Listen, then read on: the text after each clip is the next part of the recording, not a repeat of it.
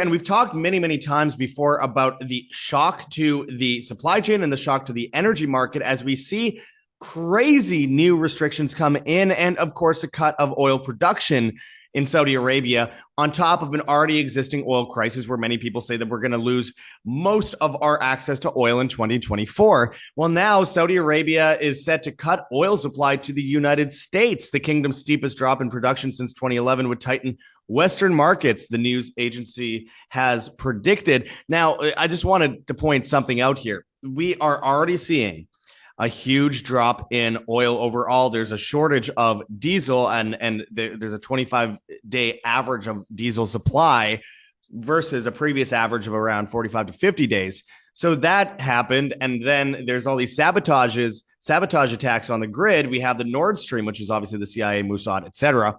Then you have, of course, the substations getting blown up and the factories getting blown up. And then that causes worse food price inflation, and the supply is shortened. On top of that, they know that we're at a breaking point for 2024 where there's not enough oil to go around. And then they cut production of oil. Now Japan's buying oil from Russia at above spot price. And then on top of that, Saudi Arabia is cutting the amount they're sending to the United States as they move into the BRICS world reserve currency system. My friends, I don't think people understand the magnitude of all of this. This affects every single one of you out there. This out of Zero Hedge.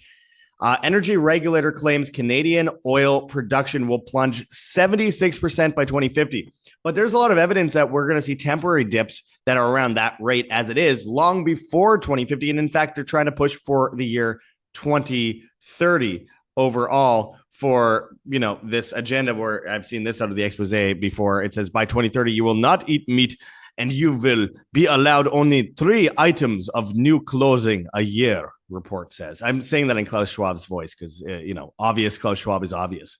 But, we have all these stories coming up at the same time as we see this out of Natural News. Wealthy shoppers now embracing discount stores amid worsening food inflation. Yes, you could be making like $5,000 a month, $10,000 a month, and still feel very, very tight on everything right now because of the level of inflation. I don't know how people right now are surviving. Like I don't do very well myself, but I do better than, a lot of people out there working minimum wage jobs for sure.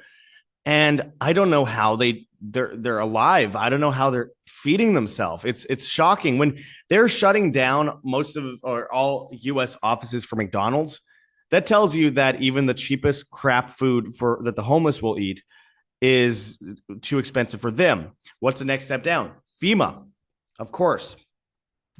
So, we have a lot of headlines and stories to go over today that relate to this because it is getting crazy. Hamburger prices near record high as grilling season kicks off. Before we go into that and more, my friends, I urge people to check those links below. All these stories that I was just mentioning here, we have, wealthy shoppers embracing discount stores amid worsening food inflation at the same time as we see hamburger prices near record high as grilling season kicks off. Yes, we are seeing a huge rise in the price. Look at 2006 for uncooked ground beef prices that were, around $1. Actually closer to $2.80 or so, $2.70. And now going upwards towards around $5.50 for just an average bit of ground beef. There's fewer cattle. They have been mass murdering cattle in the United States over the last couple of years because, of course, this is all coordinated. They want us to starve out, and they're already doing rations in places like the UK and parts of the UK anyway, as they're constructing these 15-minute cities. If it wasn't obvious where they're going with this before, it should be obvious at this time. I mean, in March, they pointed out at Zero Hedge, U.S. cattle prices hit 9-year high as the national herd drops to half-century low. And this is at the same time as we're seeing this with wheat and with milk. And it's obvious that we're going into another drought in a lot of places. They are going after our food supply, and they're putting mRNA in the food supply. So we're ending up with traces of mRNA in a lot of the meat that they're finding in stores. So that's, I'm sure, what they're going to be doing with the food rations based on their carbon credits later in the new cashless society. Excuse me. I mentioned wheat. Well, this is out of Zero Hedge. Will Russian turmoil shock wheat and food prices higher? Look at the wheat futures. It looks like just that little tremor from the scripted CIA and Israeli based coup in Russia shocked wheat prices through the roof. And we should expect this to continue as we actually see a huge shortage of wheat overall and a mass die off of crops, which is so unsustainable. Many are saying that they expect famine in the next couple of years and millions to die because of it. And it's not about scaring people. We want to give you solutions. This out of zero hedge mania hits used farm equipment market as combine prices hit record. It's right through the roof. It's in the red. It's a hockey stick chart, way better than anything Al Gore ever examined. If anyone remembers that awful movie, An Inconvenient Truth. The real inconvenient truth is that we have to buckle down and stop depending on the government and grocery stores. We need to buckle down and start being independent free human beings. We have to start doing things that are inconvenient for us. But of course, tyranny comes under the guise of convenience. So people will flock to the convenience if they can. And that is how they are enslaved. And that is how liberty dies, with thunderous applause. This out of Gateway Pundit. Texas Power Grid asks customers to cut electricity use as blistering heat wave scorches the South. And yes, we're just a month and a half away from the top part of hurricane season. So keep in mind, expect some severe disasters to happen across the board. It happens every year, but in a very strange market this time around. Remember, people could have saved their life in places like Buffalo, New York last year, or in Florida, or in Texas, if they listened to us, got storable foods, if they listened to us, got batteries and solar panels and all these generators, had ways to keep warm in the winter or cool himself in the summer. A lot of lives could be saved if people just take a few proactive measures. This out of Natural News. Facial recognition tech deployed at Chinese gas stations. People on social credit blacklist can't refuel. And this is where I feel like a lot of the stuff that they're normalizing with the Texas Power Grid asking customers to cut electricity use it's all about normalizing this, bringing in 15-minute cities, which are based on Chinese zero COVID policies, and then bringing in social credits. And we already know they've put carbon credits on bank accounts across the board. They're not mandatory yet, but Professor Susan Mitchell's involved in the UK nudge unit, the government nudge unit, to get everyone on carbon credit scores. And you already kind of have them to drive in parts of London. You are charged.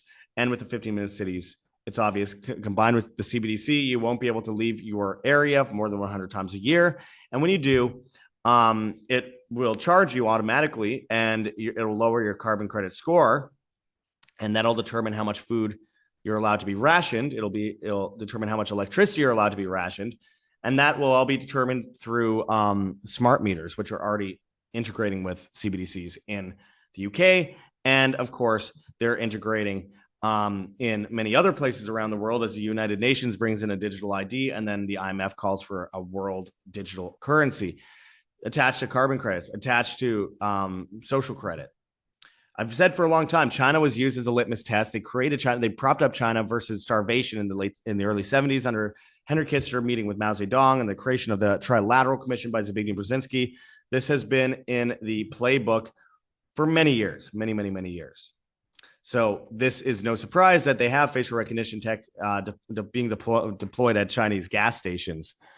And, they have videos of this where people are going in and they're getting monitored, and there's gates around these gas stations. I've seen a lot of these videos in the past of the blockades at gas stations. And okay, that guy looks like he's driving a vehicle with that uses a lot of gasoline. But then you're allowed in, and here you see more of this. I'm going to bring it up on the screen here. Just let it load. All right. So there it is, facial recognition. Okay, gate is open. Better run to your car before it closes. And they ban you from refueling because you're not fast enough and you've dishonored your family, or whatever they want to call it. I mean, It's truly tyrannical. And this is coming to a place near you soon if you don't get prepared. They're building a Tower of Babel. Germany's recession will get worse. Survey says business sentiment in the EU's largest economy has worsened, economists say. And it's because they've destroyed the energy grid. They destroyed the supply chain. They've destroyed all competition on the market. They are giving all their money away with the rest of the EU and the United States and everyone else to Ukraine so that Zelensky can do some more lines. I mean, my friends, this is the bottom line. If we don't get prepared today, we won't have a tomorrow. We won't be able to, reject the Great Reset tomorrow, because no matter how smart you are, if you aren't prepared, then you will be enslaved to the Great Reset system, because you will want to eat food. You will want to feed your family. And then you'll be stuck with the mRNA infused foods that they give you in the food ration lines. Why do you think Bill Gates is buying up all this farmland and not using it? Why do you think he's building up facilities right next to the Chinese government in places like North Dakota, right on the NAFTA highway near U.S. Air Force bases and just below Winnipeg, Canada, where, of course, we have the climate facilities, the climate camps where they have armories and interrogation rooms, which was leaked last year? Why do you think all this is happening? Well, it's obvious. They're putting us into an environment of desperation so that we have to do whatever they say, no matter what. And anyone that goes against it is starving out other families. No, the way you starve out other families is destroying the supply chain, which is what they're doing. But they come in as, problem, reaction, solution, repeat, the Hegelian dialectic. And that is how they're going at this. So if people want to survive this, they have to actually prepare today, not tomorrow. Or else they're going to be sucked into this horrible system. And anyone that tries to escape, it'll be like Logan's Run. Good luck. You're going to be chased. You're going to be tracked down, facial recognition. And they'll say that you're putting everyone else in jeopardy because you want to live freely.